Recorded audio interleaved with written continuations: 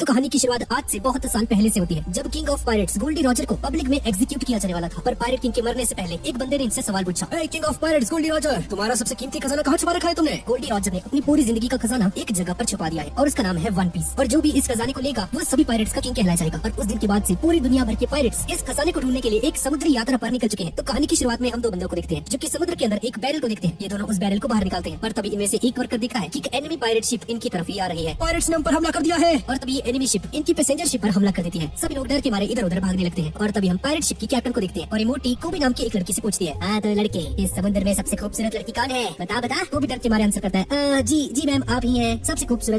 और तभी एक बहुत बड़ी कैनन बॉल फायर होती है और सीधा उस पैसेंजर शिप के ऊपर जाकर लगती है और ये पैसेंजर शिप टूट जाती है। और वो जो बैरल जो इन दोनों वर्कर्स ने उस पानी में से बाहर निकाला था वो घूमते हुए बेसमेंट के अंदर चला जाता है और सारे पायरेट्स रस्सी से झूलते हुए इस शिप के ऊपर हमला कर देते हैं। सभी पायरेट्स पैसेंजर शिप पर आ जाते हैं पर कोबी वहाँ पर कूदने में डर रहा होता है। और तभी लेडी एल्विडो उसे जबरदस्ती धक्का मार के पैसेंजर शिप के अंदर भेज देती है। सभी पायरेट्स सभी के सभी पैसेंजर्स को एक जगह पर आकर घेर लेते हैं। हम तुम्हें नुकसान पहुंचाना नहीं चाहते, पर अगर तुमने कोई होशियारी की तो मैं तुम्हारा सर कलम करने में जरा सा भी संकोच नहीं करूंगा। चलो जल्दी से अपनी सारी कीमती चीजें हमें दे दो। पर हाँ, अगर किसी ने चालाकी करने की कोशिश की तो उसे समुद्र में फेंक दिया जाए। ये सुनकर सभी के सभी पैसेंजर्स डर जाते हैं और ये सारा कुछ ऑरेंज बाल वाली लड़की सुन रही होती है। और तभी अपने कपड़े बदल लेती है और रस्सी से झूलते हुए पायरेट्स की शिप के अंदर चली जाती है। और जैसे ही शिप के ऊपर पहुंचती है, ओ लड़की तू कौन है? तुझे शिप में मैंने पहले तो कभी नहीं देखा। और तभी ये लड़की इसके मेन पॉइंट पर एक लात मार देती है और इसे बेहोश कर देती है। इस तरफ को भी डरते डरते एक कमरे के अंदर आता है और उस बैरल को देखता है और उसे धकेलते हुए लेडी एल्विडो के पास लेकर जाने लगता है। और तभी इसके साथी पायरेट्स यहाँ पर आ जाते हैं। अरे ये तो वही है ना डरपोक, ओए इसे यहीं पर रख दे, हमें बहुत प्यास लग रही है। इसे लेडी एल्विडो के पास नहीं लेकर जा रहे। हाँ सुना तूने, हट जा यहाँ से भाग। वो भी डर जाता है और पीछे हट जाता है। एक मिनट रुको, मैं इसे अपने तरीके से खोलता हूँ। और इस बैरल के ऊपर एक पंच मारने लगता है और जैसे ही इसे तोड़ने वाला होता है तभी उस बैरल को तोड़कर कोई बाहर निकलता है और उसके पंच से ये पायरेट बेहोश हो जाता है। कितनी अच्छी नींद आई, मजा आ गया। और तभी इसकी नजर उस पायरेट पर जाती है जिसकी बत्ती गुल हो चुकी है और बेहोश पड़ा हुआ है। ये यहाँ पर क्यों रखा है? हमारा बंदा घायल कर दिया तूने, तेरी ऐसी कैसी रुक तू। पर लूफी इन्हें पूरी तरह से इग्नोर कर देता है। इस बंदे का नाम लूफी है। यार भूख लग रही है, कुछ खाना वगैरह मिल सकता है क्या? और ये देखकर ये दोनों पायरेट्स बहुत ज्यादा हैरान हो जाते हैं और गुस्से में तलवारें निकालकर इस पर हमला करने लगते हैं। पर तभी लूफी बहुत आसानी से इन्हें एक ही झटके में हरा देता है और ये दोनों बंदे डर के यहाँ से भाग जाते हैं। अपने कैप्टन को लेकर खाने की तलाश में लूफी बेसमेंट के अंदर पहुंच जाता है जहाँ पर उसे कुछ एप्पल्स मिलते हैं। लूफी एप्पल्स खाने लगता है और लूफी कोबी से पूछता है कि ये शिप आखिर है क्या? ये एक पैसेंजर शिप है जिस पर लेडी एल्विडा ने कब्जा कर लिया है। पर तुम आए कहाँ से हो? दरअसल मैं एक तूफान में फंस गया था और वहाँ से बचते हुए यहाँ पर आ गया। ए कोबी, क्या तुम एक पायरेट हो? नहीं, दरअसल एक दिन मैं फिशिंग कर रहा था और एक दिन जबरदस्ती ये लोग मुझे किडनैप करके अपने साथ लेकर चले गए और उस दिन के बाद से मैं लेडी एल्विडा के लिए काम करता हूँ। तो कोबी तुम उन्हें मना क्यों नहीं कर देते कि तुम्हें ये काम नहीं करना? तुम जानते नहीं हो उसको, वो मुझे मार डालेगी। कितने डरपोक हो तुम। चलो वो सब छोड़ो, आखिर तुम बनना क्या चाहते हो? अरे अच्छा मैं, दरअसल मैं किंग ऑफ पायरेट्स बनना चाहता हूँ। दुनिया में जितने भी पायरेट्स हैं उन सभी का किंग। क्या?